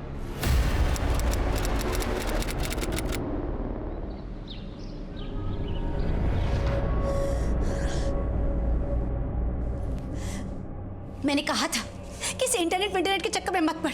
देखा क्या हो गया? तो मैं क्या करूं मम्मी? अगर इस जॉब के लिए मुझे स्कूटी की जरूरत नहीं होती ना, तो मैं सब कभी नहीं करती। अवनी, हम लोग पहले से ही पैसों के लिए बहुत मोहताज हैं और तूने इतना बड़ा नुकसान कर दिया। अरे इतनी पढ़ी लिखी है, कम से कम इतनी तो अक्ल होनी चाहिए किस पे विश्वास करे और किस पे नहीं। अब कहाँ जा रही है? बात कर। तो क्या करूं मम्मी? अब मर जाओ क्या आप? पागल हो गई है क्या? मरने की बातें कर रही है।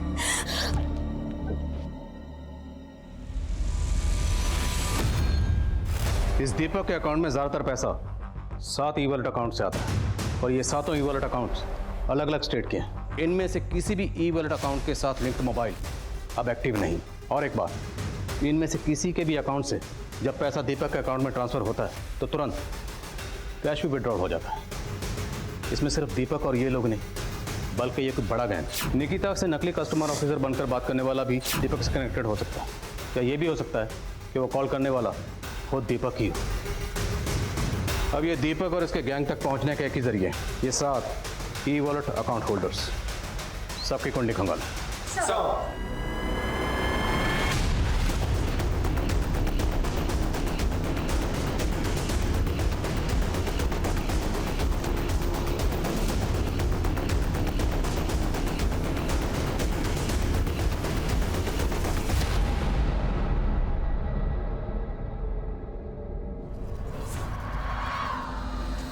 मेरी रूमी को साथ लेके ही आना।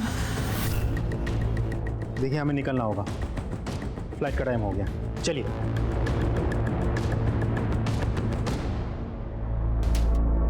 हमने इन 7 ई वॉलेट अकाउंट को स्टडी किया तो पता चला कि इन अकाउंट्स में देश के लगभग हर कोने से और कई लोगों के अकाउंट से पैसा आता है, और इन सभी लोगों के साथ अलग अलग तरह के फ्रॉड हुए हैं। और एक बात सर, ये शिमला वाले सुमित सिंह के ई वॉलेट अकाउंट में मेरठ की अवनी गर्ग नाम की एक लड़की के ई वॉलेट अकाउंट से पहले 5,000 रुपये ट्रांसफर हुए, और उसके कुछ ही सेकंड्स के बाद 50,000 रुपये यूपीआई के थ्रू ट्रांसफर हुए, और 1 मिनट के अंदर ही अंदर सुमित सिंह के अकाउंट से दीपक के अकाउंट में 55,000 रुपये ट्रांसफर हुए सर। और खास बात यह सर, पता चला है कि कुछ ही टाइम पहले अवनी की एक हिट एंड रन केस में मौत हुई। लड़की के साथ हुए फ्रॉड का हिट एंड रन केस से क्या कनेक्शन है? Is it a murder? Meerut police को भी ऐसा ही कुछ डाउट है सर। पर कुछ कह नहीं सकते कि अवनी के साथ हुए इस फ्रॉड में और हिट एंड रन केस में आपस में क्या कनेक्शन है। लड़की की फैमिली में कौन कौन है?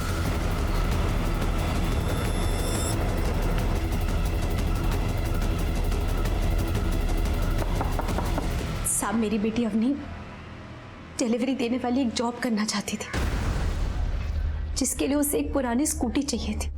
और पुरानी स्कूटी कहाँ से खरीदना चाहती थी? इंटरनेट पे है ना, RLX करके, जहाँ पे पुराना सामान बेचा जाता है। मम्मी ये देखो कैसी स्कूटी है। ये ना RLX का पोर्टल है, यहाँ पे ओनर डायरेक्ट ऐड डालते हैं सेल करने के लिए, और सिर्फ 37,000 प्राइस लिखा है। मैं इसको फ़ोन करके और कुछ कम करवा लेती हूँ, अभी कॉल करती हूँ। फिर अपनी ने उस आदमी से फ़ोन पे स्कूटी के दाम कम कराए, और उस आदमी के कहने पर अपनी ने उसके खाते में पहले 5,000 डलवा दिए। लेकिन आपने तो 5,000 की जगह 50,000 डलवा दिया। 50,000? आप टेंशन मत लो, मैं आपका 45,000 आपको वापस कर दूंगा। मैं आपके अकाउंट में UPI से पेमेंट करूं? UPI? मैं आपको पेमेंट रिसीव करने की एक रिक्वेस्ट भेजता हूं। आप QR कोड स्कैन करके अपना पिन डाल दीजिए, तुरंत पैसा आपके अकाउंट में आ जाएगा। ठीक है। और आप लाइन पर रहिएगा ताकि कोई कंफ्यूजन ना हो। आपको रिक्वेस्ट मैसेज आया? एक सेकेंड।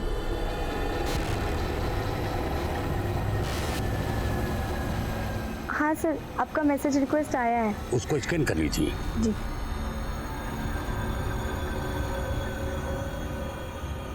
हाँ सर, मैंने स्कैन करके पिन डाल दिया है। साहब, उस आदमी ने अपनी को ऐसा पागल बनाया कि उसके बाद अपने के खाते से 50,000 और कट गए, और फिर उसने अपने का फोन उठाना ही बंद कर दिया। ऐसा नहीं है कि इन फ्रॉड्स का शिकार सिर्फ अशिक्षित वर्ग होता है, बल्कि शिक्षित वर्ग भी और कई नामी हस्तियां भी इन फ्रॉड्स का शिकार हो चुकी हैं। साइबर क्राइम अब क्रेडिट कार्ड और डेबिट कार्ड की डिटेल्स पता करने तक ही सीमित नहीं रहा है। आपका OTP नंबर पता करने के लिए सिम स्वैपिंग के गुण भी ऐसे अपराधियों ने इजाद कर लिए हैं। ये क्रिमिनल्स आपको ईमेल और मैसेजेस के जरिए लुभावने एनक्रिप्टेड लिंक्स भेजकर भी आपको चूना लगा सकते हैं। ऐसे लिंक्स पर किया गया आपका एक क्लिक आपका खाता साफ कर सकता है। और अनसिक्योर्ड मोबाइल ऐप्स भी ऐसे क्रिमिनल्स का हथियार हैं जो फोन मिररिंग का काम करती है, और फिर आपकी फोन बैंकिंग ऐप्स को कंट्रोल करके ये क्रिमिनल्स आपको ऐसे कंगाल कर देते हैं कि आपको पता भी नहीं चलता। ऐसे फ्रॉड से बचने के लिए सतर्क रहना हम सब के लिए बहुत जरूरी है। Hello LNC bank. जी, मैं दीपक चौधरी बोल रहा हूँ। मेरा आपकी बैंक में अकाउंट है, जिसके बारे में मुझे आपके मैनेजर से बात करनी है। सर, दीपक चौधरी का फोन आया, वो आपसे बात करना चाहता है। तुरंत उसका कॉल ट्रांसफर करो। जी, मुझे जानना था, मुझे आपके बैंक से एक मेल आया है जिसमें लिखा है अगले 24 घंटे में मेरे ट्रांजैक्शन सस्पेंड हो जाएंगे, और मुझे आज एक अर्जेंट ट्रांजैक्शन करना है। दीपक जी, आपका रजिस्टर्ड मोबाइल नंबर काफ़ी दिनों से बंद था, तो सिक्योरिटी पर्पज से हमने आपके अकाउंट को फ्रीज कर दिया। और सिर्फ आपका नहीं, ऐसे हमने बहुत सारे अकाउंट फ्रीज किए। जी, वो मेरा फ़ोन खो गया था। डोंट वरी दीपक जी, आप एक काम कीजिए, आप किसी दूसरे नंबर को अपने अकाउंट से लिंक कर लीजिए। आप जब भी आपके पास वक्त हो, आप 2 मिनट के लिए बैंक आ जाइए, आपका काम हो जाएगा और आपका अकाउंट एक्टिवेट हो जाएगा। ठीक है, थैंक यू। ये देखिए सर, RLX के पोर्टल से स्कूटी का वो एडा भर चुका है जिससे अवनी के साथ फ्रॉड हुआ था। ये लोग आए दिन ऐसे पोर्टल पर इस तरह के फेक ऐड डालते रहते हैं। इस पोर्टल की टीम से कांटेक्ट करो, हमें उस IP एड्रेस को ट्रेस करना है जहां से स्कूटी का फेक ऐड डाला गया था। सर। हेलो,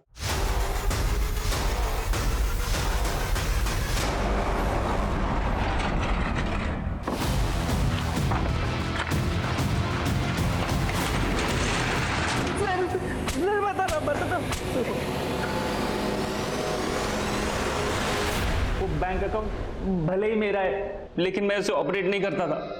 मैंने अपना बैंक अकाउंट रेंट पे दिया था। इसको रेंट पे दिया था? नाम बोल।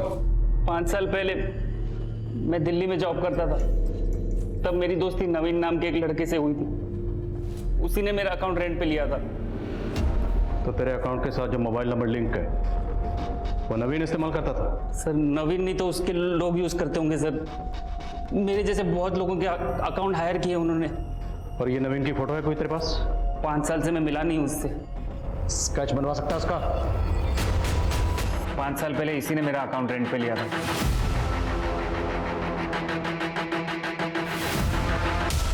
इस नवीन मंडल का स्केच सब जगह सर्कुलेट करो, और जिस जिस नंबर से दीपक को कॉल करता था सबको ट्रेस करो।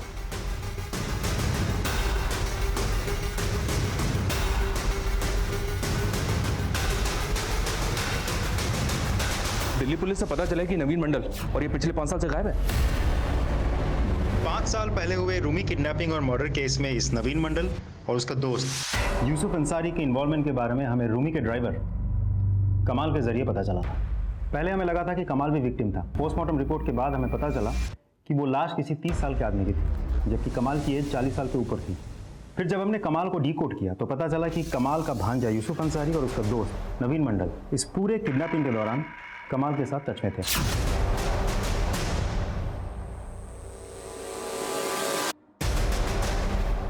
हमने बहुत कोशिश की, लेकिन आज तक इस नवीन मंडल, यूसुफ अंसारी और कमाल को पकड़ नहीं पाए। मैं तो उन लोगों को पैसे देने के लिए तैयार भी था। इनफैक्ट दिल्ली पुलिस के साथ 7 करोड़ लेके रांची भी गया था। सर शाम से रात हो गई लेकिन वहाँ कोई नहीं आया। उसके बाद 2 लड़के आए और बैग लेके भाग गए। पुलिस ने कोशिश की लेकिन उन्हें पकड़ नहीं पाए। पैसे भी गए और उसके बाद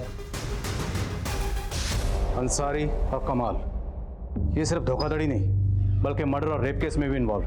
हमें इन सब तक जल्द से जल्द पहुंचना है। जी सर। और सर ये मंडल दीपक को जिन नंबर से कॉल करता था वो सभी नंबर्स फेक आईडी से लिए गए नंबर से, और इन नंबर्स की लोकेशन ज्यादातर जामताड़ा है। Jamtara. Hello hello hello sir, मैं एबीएस बैंक से बोल रहा हूँ। सर क्रेडिट कार्ड के पीछे से सीवी नंबर 1 2 3 जी मैं एसडीआई बैंक के साइबर क्राइम का एक ऐसा गढ़ जहां से होने वाले फ्रॉड्स भारत में ही नहीं बल्कि यहां से दूसरे देशों के कई लोगों को भी नुकसान पहुंचा चुके हैं।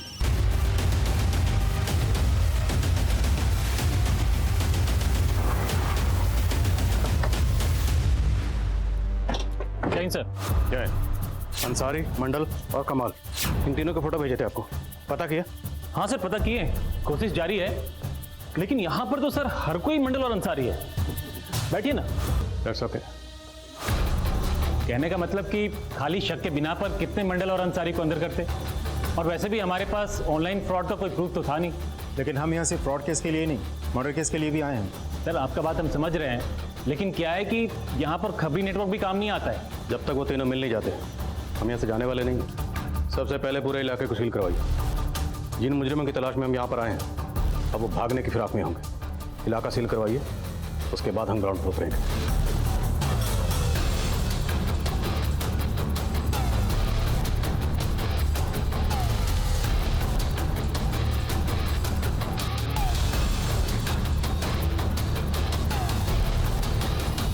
महल देख रहे लोगों के ऑन एन एवरेज यहाँ पर 150 से 200 करोड़ का फ्रॉड होता है। उसी फ्रॉड की बदौलत लोगों ने महलों जैसे घर बना रखे हैं यहाँ पे, और ये मोबाइल टावर्स, इनसे इनको स्ट्रॉन्ग नेटवर्क मिलता है जिससे ऑनलाइन फ्रॉड करने में आसानी होती है, इसलिए यहाँ आसपास रहते हैं। एक मिनट सर, सर हेलमेट लगा लीजिए। सर यहाँ से पूरी सावधानी से जाने में ही भलाई है, कोई भरोसा नहीं है सर, कभी कभी पत्थरबाजी भी हो जाती है यहाँ।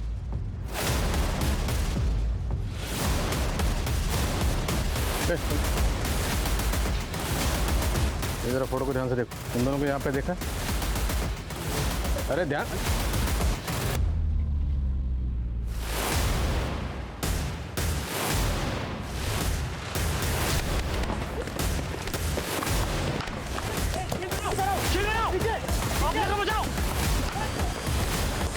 अरे इसके सामने लगी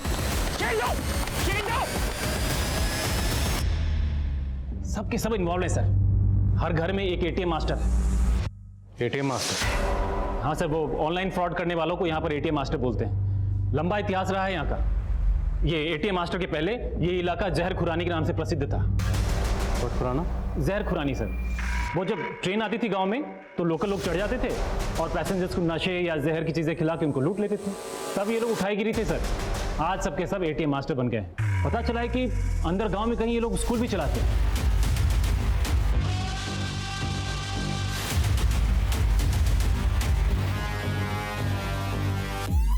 स्कूल? हाँ सर। कैसा स्कूल? वो लोकल लड़कों को वहाँ पर फ्रॉड करना सिखाते हैं, लेकिन इतने सालों में हम बहुत पता किए सर। एग्जैक्टली वो स्कूल कहाँ पर है पता नहीं चल पाया। तुम्हारी इन्फॉर्मेशन के मुताबिक जंगल में मोबाइल टावर्स के पास ये लड़कों का झुंड आता है और वहाँ आके कॉल्स करते हैं, करेक्ट? जी सर। तो पोस्ट लेकर जाते हैं, उठाते हैं साला को। कोई फायदा नहीं होगा सर। इधर हम जंगल में घुसेंगे, उधर गाँव में अंदर तक खबर फैल जाएगी, सब भाग जाएंगे। तो हमें कोई ऐसा रास्ता ढूंढना होगा जिससे हमारे जंगल में होने की किसी को भनक तक ना लगे। क्यों ना हम रात को ही वहां पर चल जाएं? ये लड़के सुबह सुबह वहां पर आते होंगे, जैसे ही अपनी कार्रवाई शुरू करेंगे दबोच लेंगे साला पुरंगे हाथ। और हो सकता है हमें मंडल, अंसारी और कमाल की खबर भी मिल जाए।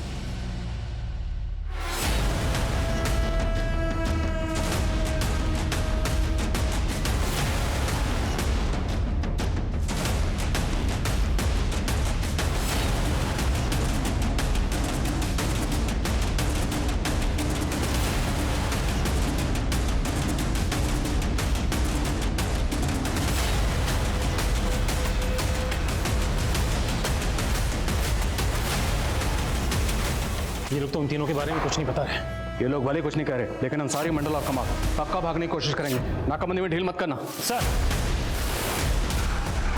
पीछे पीछे पीछे। रोक रोक। सर एक गुरुवार की गाड़ी है, 4125 नंबर है।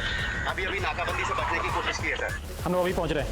ओवर सर, एक गाड़ी की इंफॉर्मेशन आई है, वो लोग नाकेबंदी से भागने की कोशिश कर रहे हैं।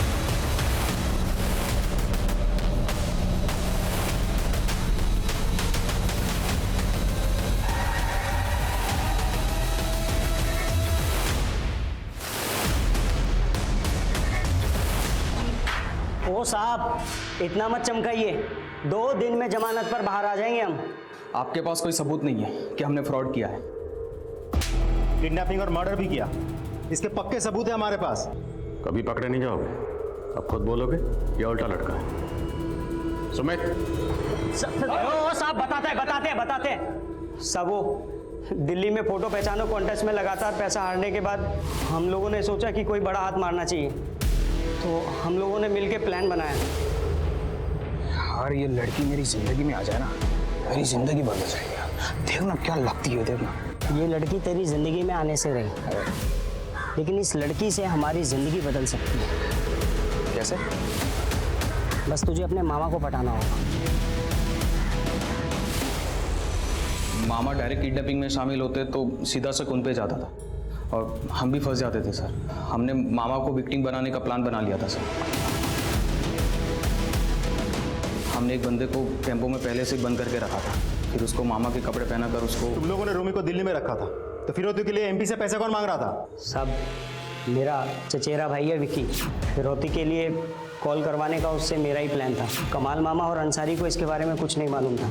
जब रूमी का बाप फिरौती की रकम लेकर रांची रवाना हुआ तब मैंने उनको ये बात बताई।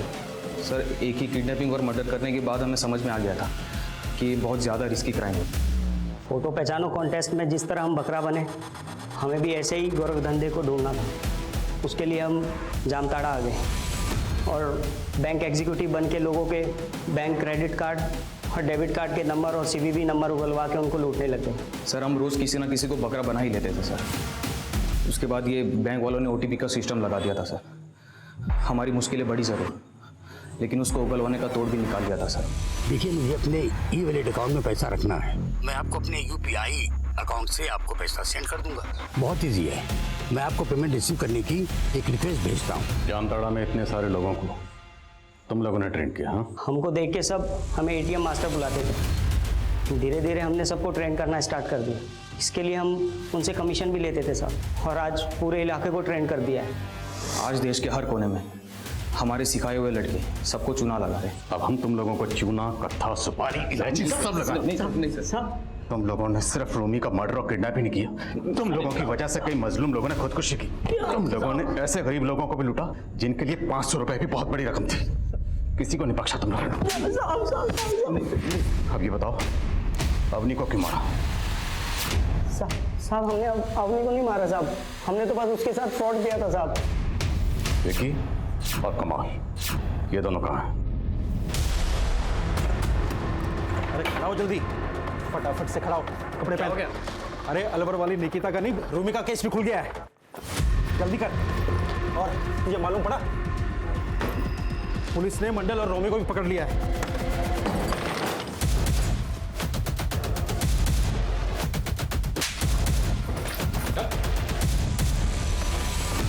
निकिता राठौर और अवनी गर्ग हमारी इस क्राइम की कहानी की ऐसी पीड़िता थी जिनकी जानें बच सकती थी अगर टेक्नोलॉजी के इस्तेमाल में वो थोड़ा सजग और सतर्क रहती। टेक्नोलॉजी का इस्तेमाल गलत नहीं है, लेकिन हमें इस बात को ध्यान में रखना होगा कि टेक्नोलॉजी की आड़ में कोई हमारा गलत इस्तेमाल ना कर ले। याद रखें, रेप, हत्या और किडनैपिंग के मामलों में विक्टिम का विवेक भले ही काम ना करे, लेकिन ऑनलाइन फ्रॉड के मामलों में फ्रॉडस्टर्स फ्रॉड को तभी अंजाम दे सकते हैं जब जाने या अनजाने में आप उसे ऐसा करने की अनुमति दें। और ये वाकई हैरान करने वाली बात है कि पिछले कई सालों में नवीन मंडल और यूसुफ अंसारी जैसे लड़कों ने एक ऐसा नेक्सस फैला दिया कि जामताड़ा अब साइबर क्राइम का केंद्र बन गया। लेकिन सिर्फ जामताड़ा ही नहीं, देश के कई नामी शहर ऐसे जामताड़ा के गढ़ बन रहे हैं और न जाने कैसे कैसे हथकंडे अपनाकर ये अपराधी हमें लूटने के लिए तैयार बैठे हैं। हमारी एक छोटी सी लापरवाही हमें ऑनलाइन फ्रॉड का शिकार बना सकती है, इसलिए हम सबको हमेशा सतर्क रहना बहुत जरूरी है। अब मैं अनूप सोनी आपसे विदा लेता हूं, फिर मुलाकात होगी क्राइम पेट्रोल सतर्क में एक और नए केस के साथ और उस पर हमारे एक्सपर्ट के विश्लेषण के साथ। तब तक अपना और अपने परिवार का ख्याल रखें, सतर्क रहें, सुरक्षित रहें और देखते रहें क्राइम पेट्रोल सतर्क। जय हिंद।